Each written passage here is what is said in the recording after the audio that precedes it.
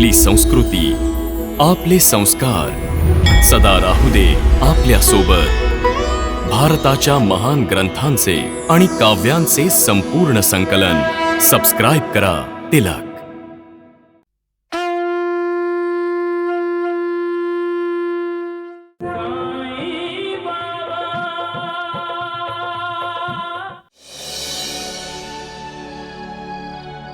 बाबा, एवढी रात्र झालीये, तुम्ही झोपला नाही? दरवाजा बंद करू? नाही नाही. का? तुमच्या मनात काय चाललंय? आम्हाला नाही सांगणार? सुकन्याचं पत्र मिळाल्यापासून माझी बेचैनी वाढली आहे. ताई सुखी आहे.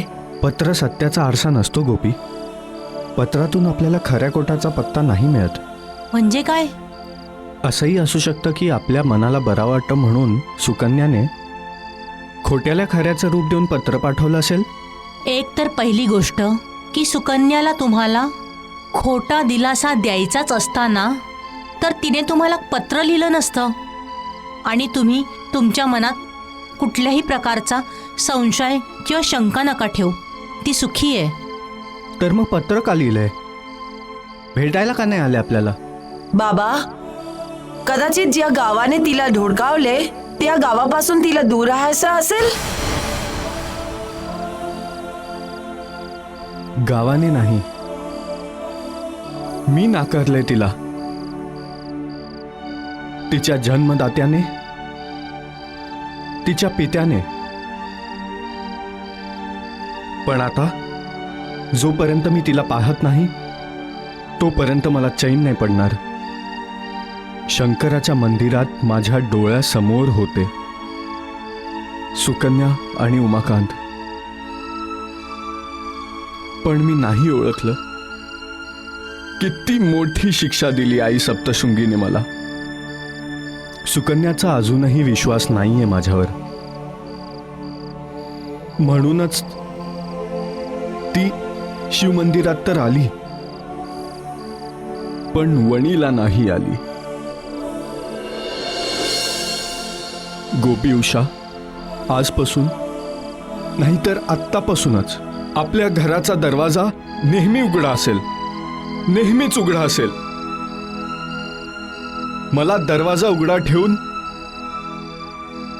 सुकन्याला हा विश्वास द्यायचा आहे की तिच्यासाठी माझ्या घराचा, माझ्या मनाचा दरवाजा सदैव उघडा असेल. तिच्यासाठी सदैव उघडा असेल. दिवा मालव सुकन्या. नाही. का? झोपायचं नाही? माहित नाही का, पण मला असं सारखं वाटतंय की बाबा माझी वाट पाहतायत. पत्र तर पाठवलेस ना तू? पण स्वतः तर भेटले नाहीये ना त्यांना. तिथं गेलीस तर तुझा अपमान होईल. मोठ्यांनी केलेला अपमान हा आपला अपमान कधीच नसतो. मग तू घरातून का पळून आलीस? अपमानाच्या भीतीने नव्हते आले मी. माझ्यामुळे सगळ्या कुटुंबाला त्रास होत होता. बाबांची दुविधा मला पाहवत नव्हती. गावात त्यांना मान झुकवून चालावं लागत होतं. माझ्या अस्तित्वावर खूप प्रश्न उभे राहत होते आणि माझ्या अस्तित्वाला नष्ट करण्याची हिंमत माझ्यामध्ये नव्हती. म्हणूनच मी आश्रमात निघून गेले. पण मी आईला, बाबांना, गोपीला आणि तुला क्षणभरासाठीही विसरू शकली नाही. अजूनही मनात हाच प्रश्न आहे की पत्र वाचून बाबांना काय वाटलं असेल, काय प्रतिक्रिया असेल त्यांची. बाबांचं माझ्यावर खूप प्रेम आहे, पण परिस्थितीपुढे ते विवश झाले होते. जर ते माझ्यामुळे स्वतःला अपराधी मानत असतील, स्वतःला दोष देत राहतील, तर मी स्वतःला पापी समजेन. आपण शिव मंदिराहून वणीला जायला हवं होतं. आई, बाबा आणि गोपीला भेटायला हवं होतं. एक दिवस नक्की जाऊया. एक दिवस? तो दिवस कधी येईल? जेव्हा तू माझ्या बाळाची आई होशील तेव्हा.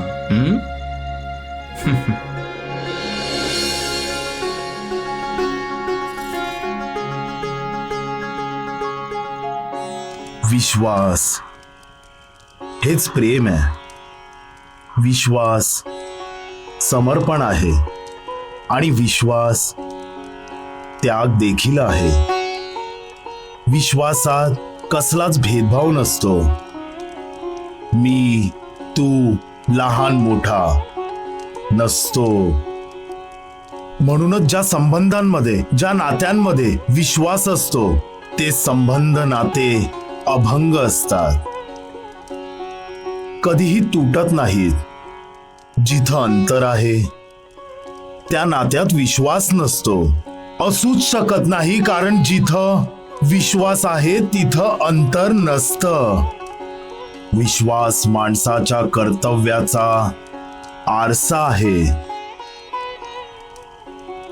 एखाद्याच्या विश्वासाच्या लायक होणं, विश्वास पात्र होणं ही सोपी बाब नाहीये. माणूस माणसावर तेव्हाच विश्वास ठेवू शकतो जेव्हा त्याची दुसऱ्यावर श्रद्धा असते.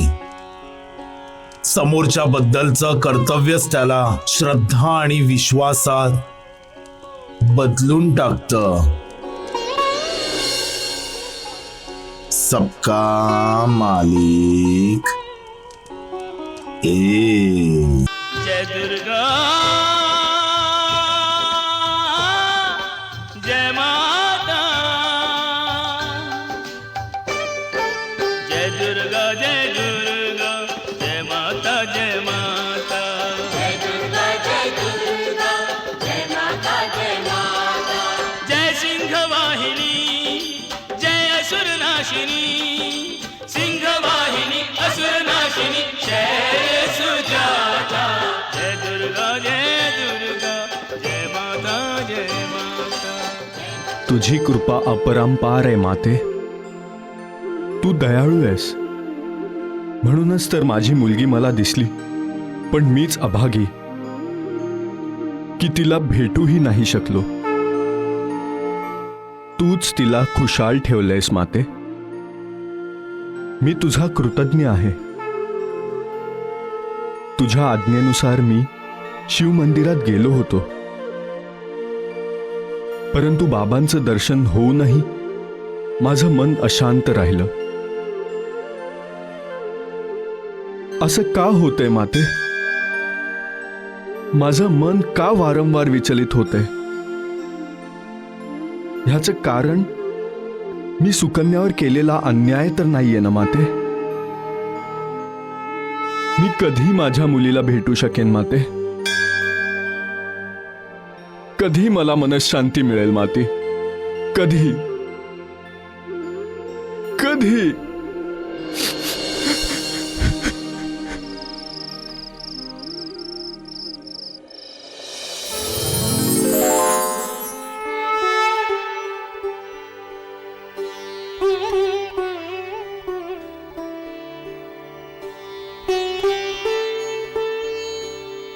प्रणाम माते.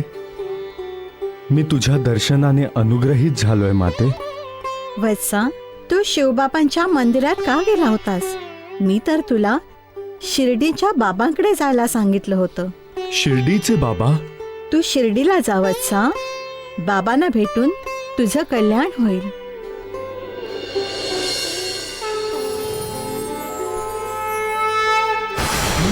आई, आई, आई,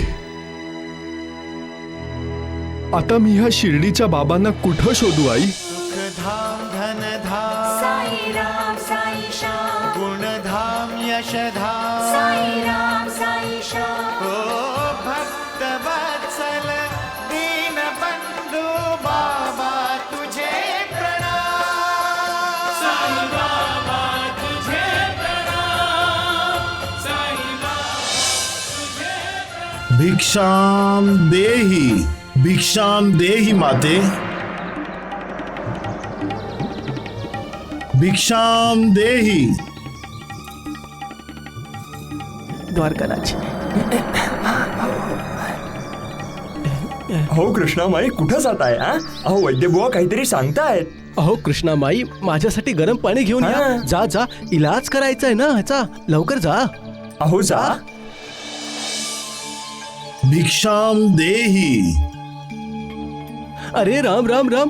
अहो कृष्णामाई तुम्ही अजूनही इथेच उभे आहात. अहो जा जा.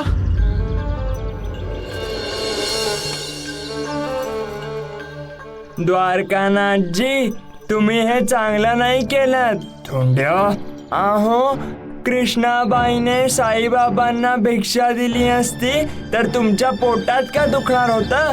का तुम्हाला जेवायला मिळणार नव्हतं? ओ माई. राम राम. चला. असं काय पाहतोय साई? मी तुला काही इथं भिक्षा वाढायला नाही आलोय. तुला इथून पळवून लावायला आलोय. चल निघ इथून. राग का करताय द्वारकानाथजी? तुझे दिवस भरलेत साई. आता तुला शिर्डीतून बाहेर जावंच लागणार आहे. माणूस ठरवतो एक द्वारकानाथजी आणि होतं काहीतरी वेगळंच. करणारा तो करता आहे. सगळं काही त्याच्याच इच्छेवर तर अवलंबून असतं द्वारकानाथजी. आपलं प्रवचन बंद कर आणि निघ इथून. सबका मालिक एक.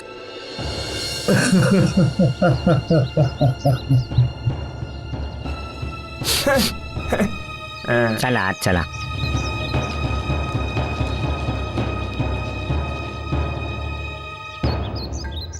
हे घ्या. हा कपडा घे आणि हे शरीर पुसून घे.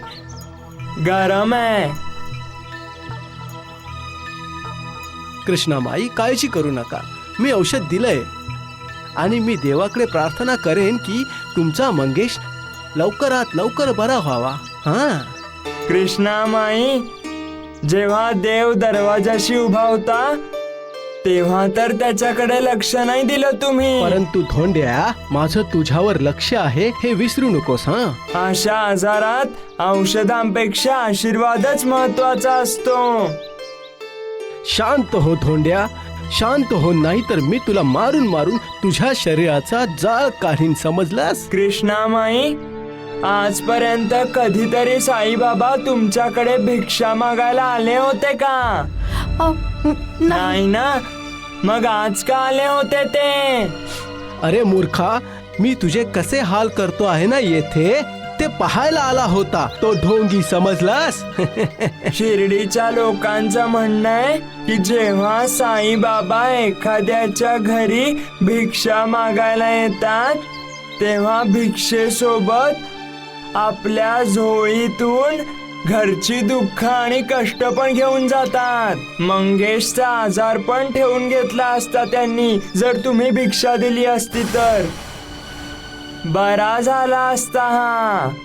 अरे राम राम राम नालायका, तू माझा शिष्य आहेस की वैरी? अरे तू माझं कौतुक नको करूस, पण निदान माझी निंदा तरी नको करूस. चल हट. वैद्य बुवा, मी कोणाची निंदा नाही करत. मला काय द्वारकानाथ समजलात की काय तुम्ही? अहो, द्वारकानाथ सोबत राहून राहून तुमची मती कुंठित झालीये. काय म्हणालास तू नालायका? पुन्हा बोल, पुन्हा बोल. मी तर म्हणत होतो की कृष्णामाई, तुम्ही द्वारकानाथजींचं म्हणणं का ऐकलत? लक्ष द्यायला नको हवं होतं तुम्ही त्यांच्याकडे. पण तू माझ्या म्हणण्याकडे लक्ष देत नाहीयेस नालायका. चल निघ इथून नालायका. अजून मारा, अजून मारा, मारा त्याला. चल रे, अजून मारा. कोणी पुढे हो. चला चला माफ कर. चला चला. राम राम राम.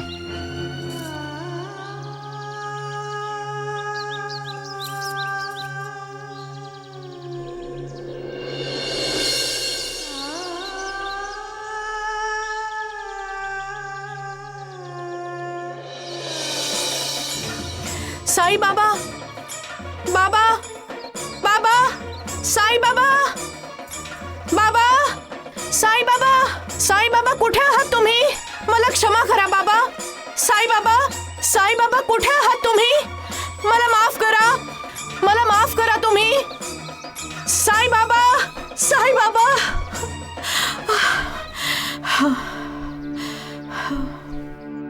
साई बाबा, साई बाबा. अरे कृष्णामाई, काय झालंय? मंगेश बरा आहे ना? रडू नका कृष्णामाई, सगळं ठीक होईल. कसं काय नीट होईल सगळं? साई बाबा स्वतः चालत आज माझ्याकडे भिक्षा मागायला आले होते आणि मी आजही भिक्षा नाही दिली त्यांना. म्हणूनच तू साईबाबांना शोधते आहेस? हो. शोधायची काय गरज आहे? देवा द्वारकामाईमध्ये असतील ना? नाही गुरुजी, ते द्वारकामाई मध्येही नाहीयेत आणि गुरुच्या समाधीवरही नाहीयेत. मला तर वाटतंय की बाबा कुठंच नाहीयेत. अख्ख्या शिर्डीत कुठंच नाहीयेत बाबा, अदृश्य झाले आहेत.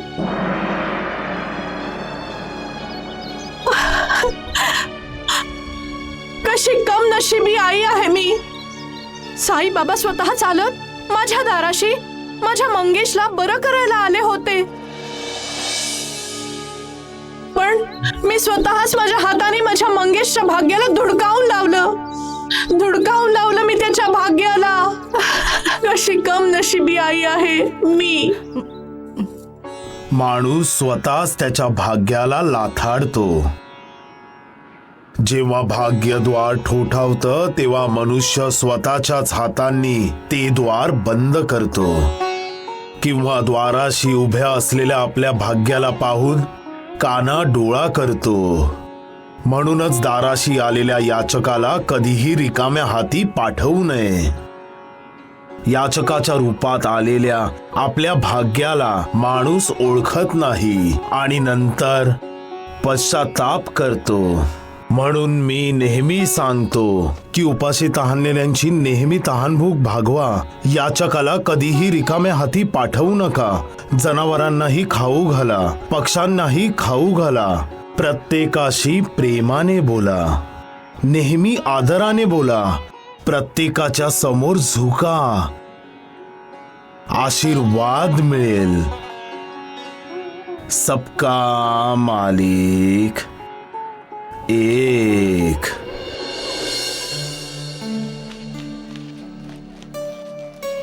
नमस्कार काकाजी. नमस्कार दुबेलालजी, खूप दिवसानंतर दिसलात. हो काकाजी, बहिणीकडे गेलो होतो कोपरगावला. कोपरगाव? कुठे आहे कोपरगाव? शिर्डी जवळ. तू शिर्डीच्या बाबांना ओळखतोस का? नाही, मी तर कधी शिर्डीला गेलो नाही. निघतो काकाजी.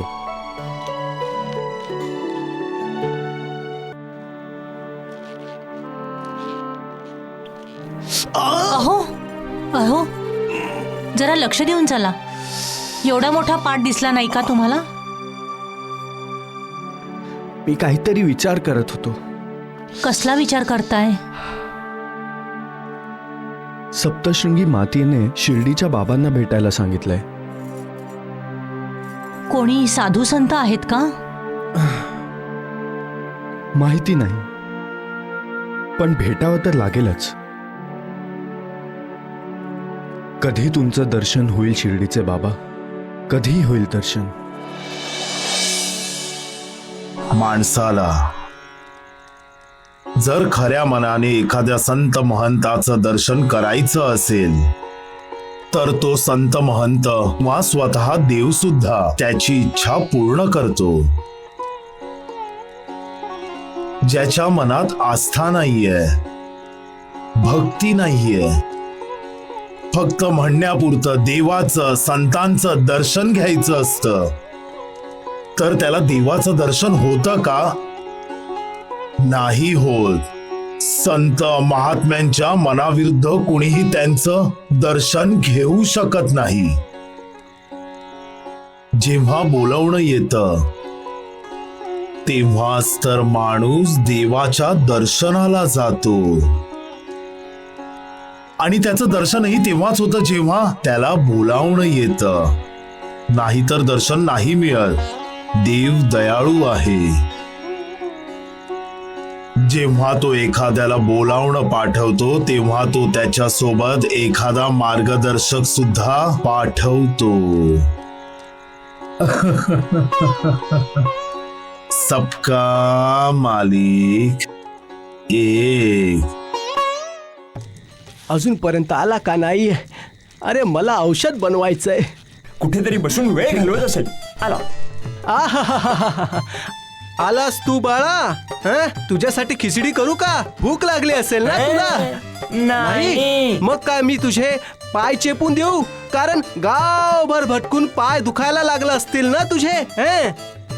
अरे हातपाय चेपून द्यायला तर द्वारकानाथजी आहेत ना. धोंड्या.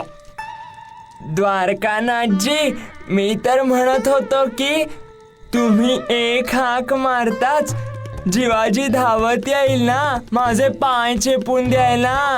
अरे तुझे पाय मोडून नाही का टाकणार मी?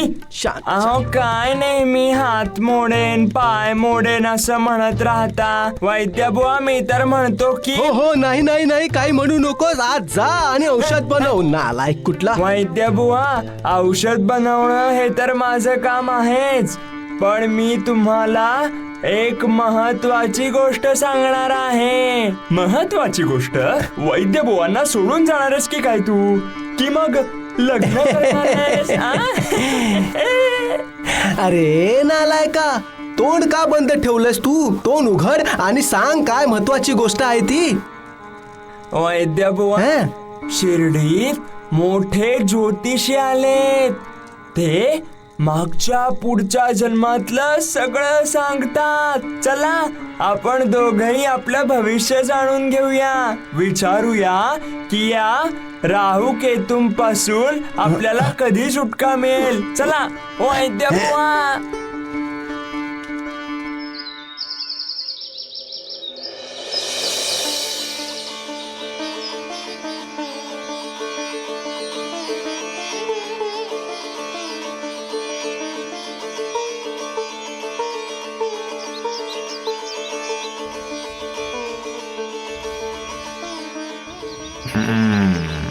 सगळी ईश्वराची कृपा आहे.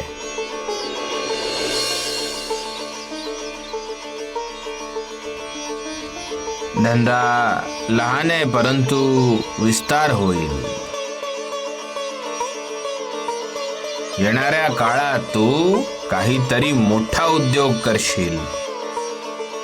महाराज, माझं तर चहाचं दुकान आहे. परंतु येणाऱ्या काळात तुझं हॉटेल असू शकतं.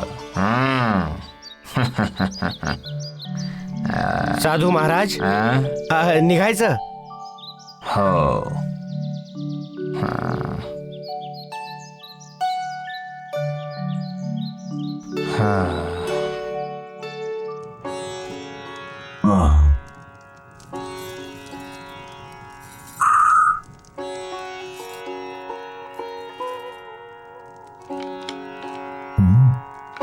बाबा, शिर्डी साधू महाराज आलेत.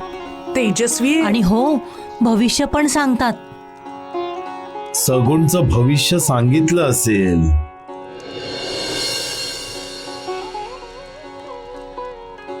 साधू महाराज म्हणाले की माझं एक हॉटेल असेल. तो काय काय लीला करतो हे कोणालाही समजत नाही. त्याच्याच कृपेनेच मानवाला भविष्यात डोकावण्याची संधी प्राप्त होते.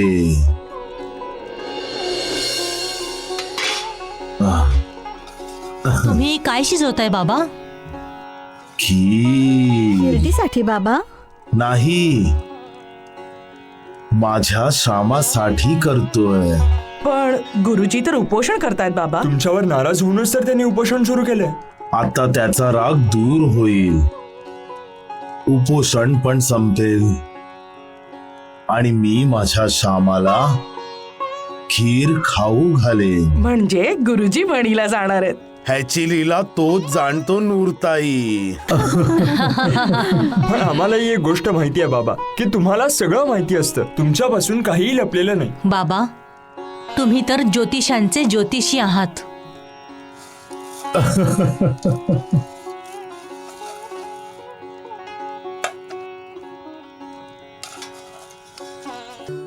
अरे बापाजी, तुला तर माहितीये की माझं भविष्य, ज्योतिष सगळं काही देवाचेत. अरे पण दादा, ह्यात वाईट काय? ज्योतिषी महाराजांची खूप लांबपर्यंत कीर्ती पसरली आहे. खूप महान आहेत ते. साई बाबा देव आहेत. श्यामा, तू मुलांना शिकवतोस याचा अर्थ असा नाही की तुला कुणीही काही शिकवू नये. दुसऱ्यांकडून नेहमीच काहीतरी शिकलं पाहिजे, त्यांचं म्हणणं ऐकलं पाहिजे. अरे हट्ट नको करू श्यामा, जरा लहान भावाचं म्हणणं ऐक. आता मी ह्यांना इथं घेऊन आलोय तर तुझं भविष्य ऐकून घे की. मी माझं भविष्य जाणून घेतलंय बाप्पाजी. थोड्याच दिवसात या उपोषणामुळे मी मरणार आहे. देवाने माणसाचे डोळे डोक्याच्या खाली का बनवलेत गुरुजी? ह्यासाठी की त्याला त्याच्या माथ्यावरच्या रेषा वाचता येऊ नयेत आणि स्वतःचं भविष्य जाणता येऊ नये. बरोबर बोललात. कोणीतरी श्यामाचे कान धरलेच पाहिजे होते. अहो माझंही नाही ऐकत. हा, आणि जन्म मृत्यूच्या गोष्टी तर देवाशिवाय कोणालाच नाही समजत गुरुजी. कारण जन्माला घालणारा आणि मृत्यू देणाराही तोच असतो. ते सगळं बरोबर आहे महाराज, पण मला माहिती आहे की माझे दिवस भरले आहेत. हे देव ठरवेल, तुम्ही नाही. हो ऐक श्यामा, ऐक.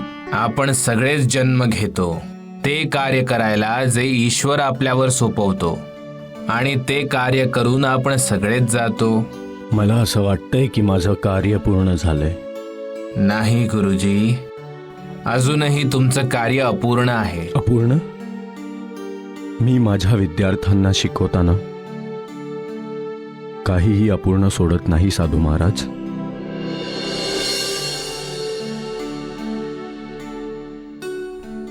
हे तुम्ही काय पाहताय साधू महाराज? ही भृगु संहिता आहे. यात प्रत्येकाची जन्मकुंडली असते. बाप्पाजींनी मला गुरुजींची कुंडली दिली होती, तीच शोधत होतो. माझ्या जन्मकुंडलीने काय होईल? तुमचा भूतकाळ, वर्तमान आणि भविष्य वाचता येईल. ठीक आहे, वाचा माझी जन्मकुंडली आणि सांगा माझं भविष्य काय ते. आता जाईल माझा श्यामा वणीला. गुरुजी, तुमचं बालपण आठवतंय का तुम्हाला? लहानपण? हो श्यामा, हो. तुझं लहानपण? हो हो, आठवलं. का? आणि तुमची आई? आईला कुणी कसं काय विसरू शकतं साधू महाराज? आणि आईला दिलेलं वचन?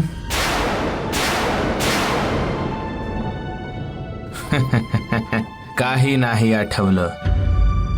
गुरुजी, तुम्ही लहानपणी खूप आजारी पडला होतात.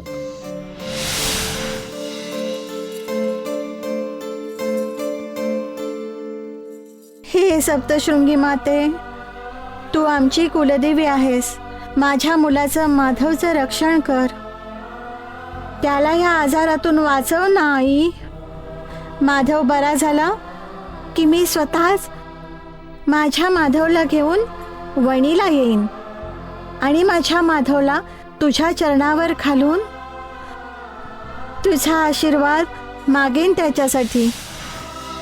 काही काळाने तुमच्या मातोश्री आजारी पडल्या होत्या. त्यांच्या स्तनात गाठ झाली होती. त्यावेळी तुमच्या आईने सप्तशृंगी मातेला सांगितलं, हे सप्तशृंगी माते, कृपा कर आणि मला या आजारातून बरं कर. बरं झाल्यावर लगेच मी तुला चांदीचे स्तन अर्पण करेन. तुम्हीही बरे झालात आणि तुमच्या मातोश्रीही बऱ्या झाल्या. परंतु देवीला दिलेलं वचन पूर्ण केलं गेलं नाही. जेव्हा तुमच्या मातोश्रींचा अंतकाळ जवळ आला तेव्हा त्यांनी तुम्हाला जवळ बोलवलं. माधव बेटा, काही हवंय काही? आता मी नाही वाचणार. नाही आई, असं नको म्हणूस. रडू नकोस. ऐक, माझ्याकडून एक चूक झालीये. काय झालं आई? मी माता सप्तशृंगीला दिलेलं वचन पूर्ण नाही केलं.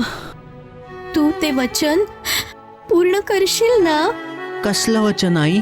माता देवीला चांदीचे 2 स्तन अर्पण करायचं वचन दिलं होतं मी. ते मी करू शकले नाही. मी करेन आई. करशील ना? मी तुझं वचन पूर्ण करीन, नक्कीच पूर्ण करीन. आई आई आई तू आम्हाला सोडून नाही जाऊ शकत आई. तुम्ही तुमचं वचन पूर्ण नाही केलं गुरुजी, म्हणूनच तुम्हाला आणि तुमच्या कुटुंबाला हा त्रास होतोय. तुम्ही तुमचं वचन पूर्ण करण्यासाठी लवकरात लवकर वणीला गेलं पाहिजे गुरुजी. कधी ना कधी तुला वणीला जाण्याचा निर्णय घ्यावाच लागेल श्यामा. तुम्ही परत वणीचा विषय काढला देवा. श्यामा, जोपर्यंत तू वणीला जात नाही मी वणीचा निर्णय काढतच राहीन. तू जेव किंवा नको जेवूस, वणीला तर तुला जावंच लागेल. मग हेच योग्य ठरेल. तू जेवण करून घे.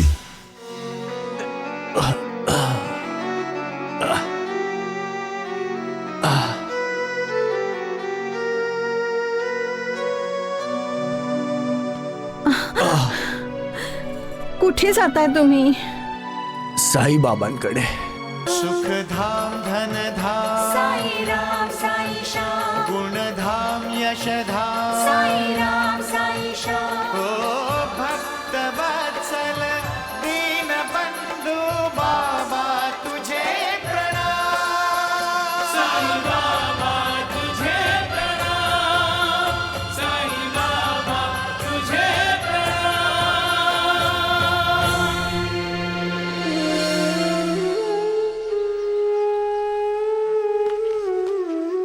देवा,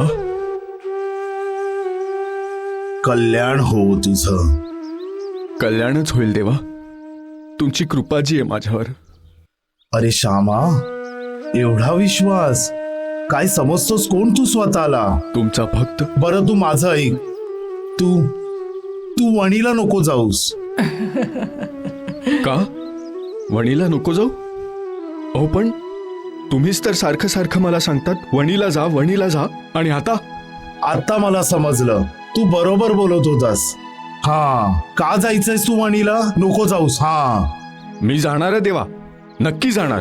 अरे वा, मी इतक्या दिवसांपासून सांगत होतो पण तू वणीला जायला तयार नव्हता. पण त्या ज्योतिषाने सांगितल्यावर तू लगेच वणीला जायला तयार झालास. तुम्हाला तर सगळं माहिती आहे देवा, मग सांगितलं का नाही की मला आईच्या वचनाचं पालन करण्यासाठी वणीला जायचंय? तरीही तू ऐकलं नसतंस श्यामा.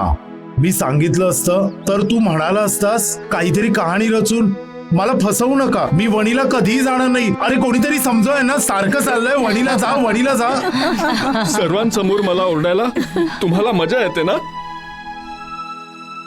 श्यामा, तू शिक्षक चांगला असशील पण विद्यार्थी खूप वाईट आहेस.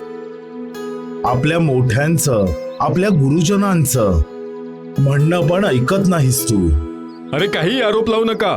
मी तुमची प्रत्येक गोष्ट ऐकतो, मान्य करतो आणि ती करतो सुद्धा. आता द्या. काय? आता आणा जे माझ्यासाठी आणले. हा, नाही नाही, मी तुझ्यासाठी काही नाही आणलंय. मग या भांड्यात काय? काही नाहीये. अरे द्या, अरे अरे दाखवा, अरे दाखवा. अरे अरे अरे खीर सांगेल. अरे अरे श्यामा, खीर?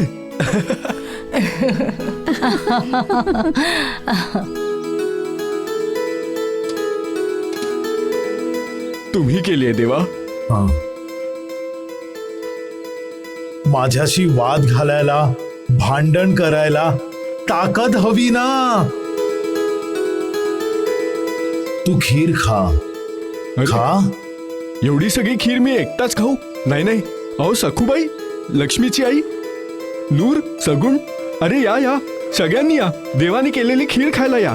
या या या या, देवांची खीर आहे, देवानी केली आहे खीर. या या. अहो घ्या घ्या घ्या. हे घे, तू पण खा. घ्या.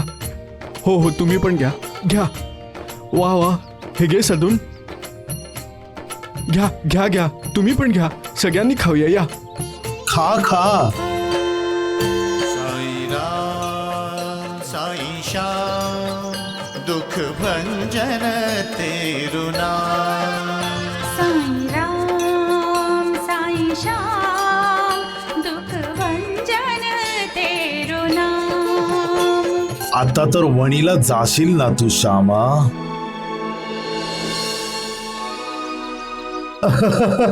वा देवा वा, काय काय खेळ आहेत तुझे. तूच त्या ज्योतिषाला शिर्डीत पाठवलंस आणि आता तूच माझ्या श्यामाला वणीला पाठवतोयस. हा तू जो त्याला साक्षात्कार घडवलायस त्याने आता श्यामाचं कल्याण होईल. मी खूप आनंदी आहे देवा, खूप आनंदी आहे. हा अरे श्रवण, बस बस बस बस बस. कसा आहे श्रवण? छान आहे, आनंदात आहे. आनंदी कशामुळे आहेस? तुम्ही आनंदी झालात म्हणून.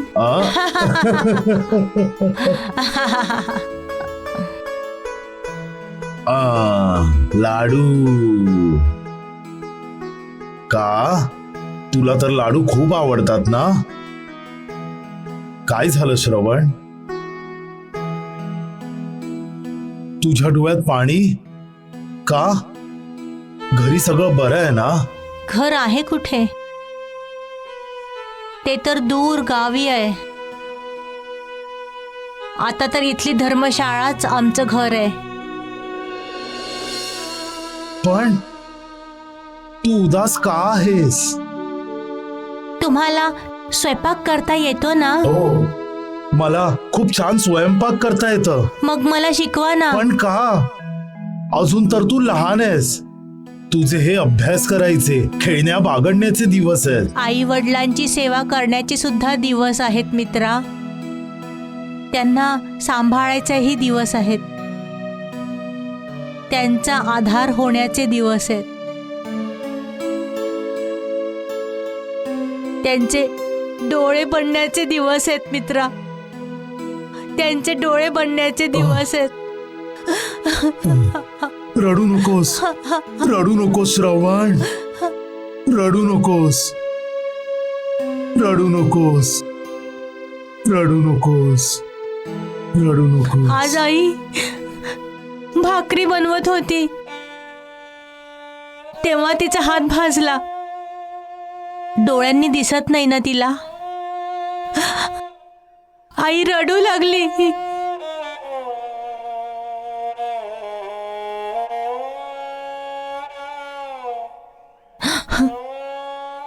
आणि मी हाक मारताच तिने तिचे डोळे पुसले. तिचं दुखणं विसरून ती माझ्यासाठी हसण्याचा प्रयत्न करत होती. तिच्या वेदना लपवू पाहत होती. मी इतका मोठा झालोय तरी मी तिचं दुःख दूर नाही करू शकत आहे. तिचे डोळे नाही पुसू शकत. तिची डोळ्यांची दृष्टी नाही परत आणू शकत. कसा मुलगा आहे ना मी मित्रा, असा कसा मुलगा आहे मी. तू खूप चांगला मुलगा आहे श्रवण, की तू तुझ्या आई वडिलांची एवढी काळजी घेतोस. त्यांना सुख देण्याचा, त्यांना सुखी ठेवण्याचा प्रयत्न करतोस. तुम्ही नेहमीच देवाशी बोलता ना? हो. मग त्याला सांगत का नाही की माझ्या आई वडिलांची दृष्टी परत कर म्हणून?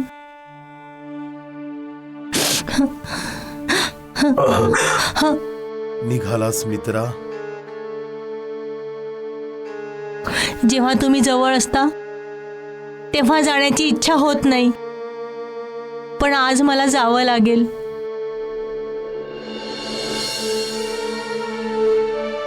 आज मी स्वयंपाक करणार आहे. आईला नाही करू देणार. ती जसं सांगेल मी तसं करेन.